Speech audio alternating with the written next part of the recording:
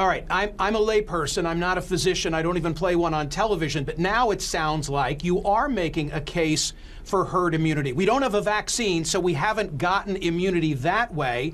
You refer to it as population immunity. I'll ask it this way. Have you expressed to the president what you've just explained here? I am not advocating a population immunity strategy at all. What I am advocating, and let me be very clear about this, is having the distancing, social mitigation factors that the CDC has outlined. I am advocating ramping up as much as possible, protecting people who have a danger from this, the vulnerable. And we are doing that. We are doubling down on that in the White House and with policies outlined by CMS to do that. I am advocating opening things, but opening safely, with mitigation, with any kind of personal protective equipment that schools or businesses need, with point-of-care testing for everywhere that needs it. I am advocating a safe strategy because we must understand something.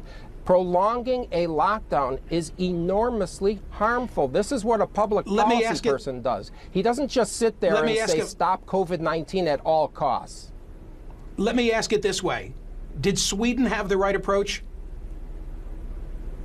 I think Sweden did some things right and some things wrong. And I've said that before, including to you on the radio interview. Sweden killed a lot of people by being negligent in their nursing homes, for instance. 70% of deaths, the last I read in Stockholm, were in nursing homes. I mean, that's really outrageous. These are people who have a confined living situation. We ought to be able to stop that. They did some things right. They didn't lock down totally. But there are other things that they didn't do right. But, to compare them to other countries or to say that I'm advocating what they did, I'm not advocating what they did. I'm advocating what the president is doing. The modeling that I began the segment with, do you accept it? No. The IHME model and all these other models have been so wrong so many times. Just think about the common sense here. Why do we have to keep changing a model every 3 to 5 days, every week? The model, we're looking at the data here. Models were interesting in the beginning when we didn't know what was happening. And of course, they were proven to be wildly wrong.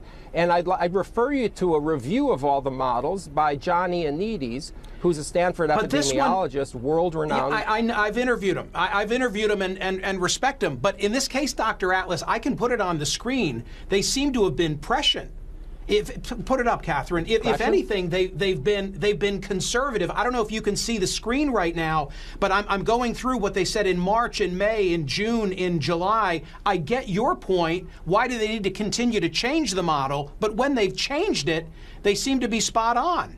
You get the final word. Go ahead. Okay, I think the model's ridiculous in many ways. When you look at what they're doing, they're claiming they can predict if you wear masks and if you don't, how many deaths will occur. That is absurd. I mean, some of these people, we are in a country that is off the rails. Somehow we're focusing on hypothetical models. We have massive evidence here. Let's look at what we know instead of what we project in this theoretical model. I think it's really, it's really off the rails when the taxi cab driver starts knowing what a projection model is or starts telling me about hydroxychloroquine. This is sort of like the tulip bulb mania. This is really off the rails. When I say this is my final question, this time I mean it because they're shouting in my ear. You reference masks. I just heard Dr. Fauci say, hey, it's a holiday weekend, wear a mask. I'm paraphrasing. You agree with that? I agree with the idea that you should wear a mask when you cannot socially distance, particularly when you're near people who are high risk. That's what the president's policy is. I do not believe in a mandated or everyone wear a mask at all times. You're wearing a mask in the middle of a desert all alone. You're wearing a mask when you're driving your car all alone. We're wearing a mask when you're out in the park jogging all alone. I don't think that's either scientific nor is it rational. How about surrounded by 1,500 people on the south lawn, outside on the south lawn of the White House, say a week ago Thursday? Listen, here's what I think. I think the president's policy is completely right.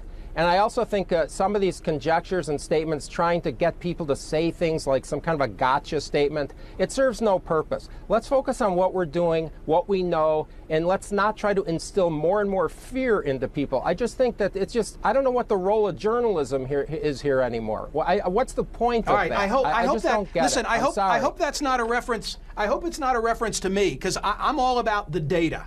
I want to follow the numbers, and I want to follow the science. I appreciate you being here. Good. Okay, thanks for having me.